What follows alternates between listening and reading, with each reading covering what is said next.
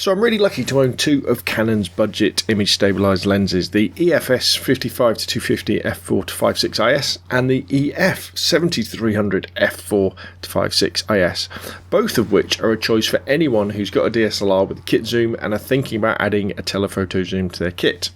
However, there is quite a big difference in price. You're looking at about £140 in the UK or $210 in the US for the 55-250 and £320 or $600 for the 70-300. So, it can be quite tricky trying to decide which one to buy if your budget constricts to either one.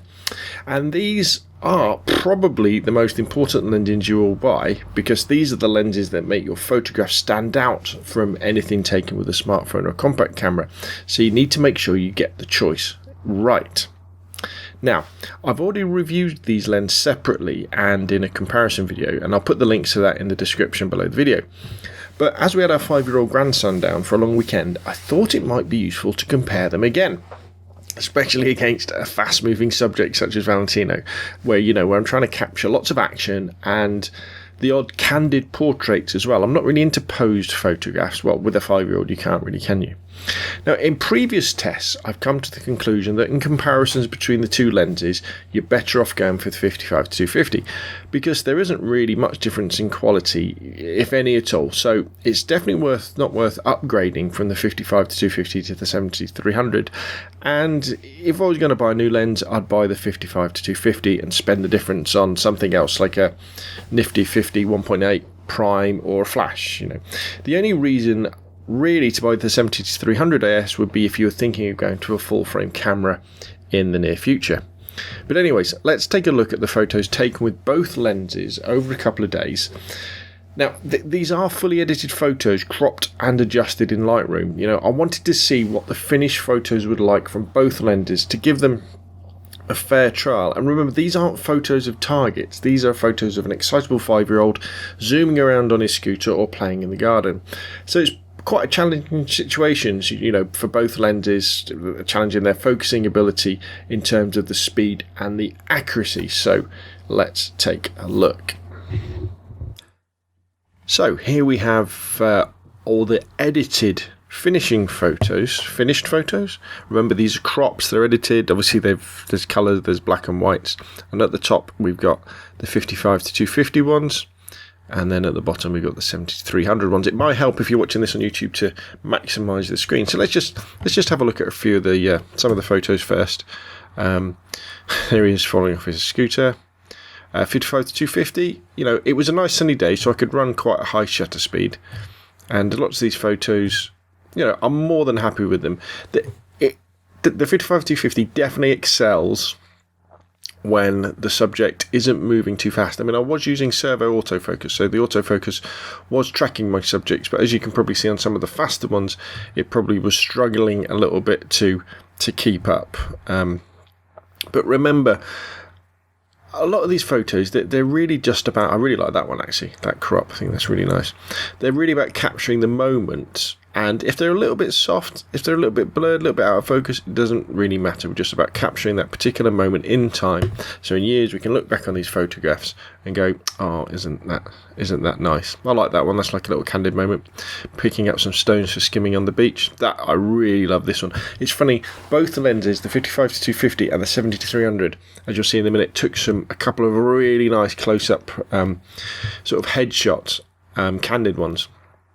And I think that they probably, both lenses, don't really excel that much at the long ends, at the 250 and the 300, but somewhere in the middle, they're very, very good indeed. Again, some of these are a little bit soft, but they're okay. They're nice little vignettes, nice little moments in time, because Valentino isn't one to stand still. He's running around having a great time. Really like that shot as well. And that's another great one. And that's one of my favourites. Again, shooting with a long lens, he was probably a good 20-30 feet away from me when I was up in that, trying to focus on the eyes, and that worked well. Now we've got some of Oliver, they're just in the middle, and then we're over to the 70-300 IS, which was actually taken on the next day. posing. This is at another scooter place. Again, similarly, lots of these shots are a little bit, they're a little bit soft. They're not actually pinpoint sharp, some of them. But lots of them are very good indeed, like that one. Had to pull the details and the shadows quite a lot on that. And some of the faster ones like that was quite a heavy crop, so that's a little bit soft. Really fast. I mean, some of these ones are really good where the action shots really froze the frame. What I was doing, I was switching between shooting in aperture priority mode and shutter priority mode, so I was zapping it up to like 1,000th of a second to make sure I was capturing the shot. And then these type of shots, actually, I was knocking the shutter speed right down to kind of a 60th of a second, trying to get some panning action. I'm not much of an expert at that, but again, they're just capturing some speed. That was see, that's right at the long end of the lens and cropped in as well, so as you can see, it's a little bit soft. Nice little moment though. Another one, sort of a panning shot where it was jumping off. And we're back in the garden now, playing around. Quite like this one, focused on the gun in the front. And this, along with the other one, I've compared them both again, is I love this photo. Again, this was with the 7300, focusing on the eyes. With all these long lenses, you do get a great depth of field compression, so they're great for portraits. When I said at the beginning these are the most important lenses you buy, they definitely are, because you can't take a photo that looks like this using a smartphone or a compact camera, because the lenses just aren't long enough. Love that. Great, nice sharpness, lovely look. Yeah, really nice. That one's nice as well. That's great, that one, cheeky grin. And there it is with this gun. So let's come out of full screen, and what we can then do is we can just like compare some. So let's have a look. Let's compare. What should we compare? Let's compare that action shot there with a 70-300 with an action shot, say, it's a good one, say that one, and then we can hit compare, and we have them both side by side, and then we can zoom in. So with this one, we've got the 70-300 on the left and the 55-250 on the right, so we can zoom in. And to be honest, there isn't really much to choose between them. Any differences are probably just down to slight focusing issues or something like that. They both look absolutely fine. Let's have a look at my favourite ones, which was that one there and that one there. Let's compare those. Don't want to be zoomed in.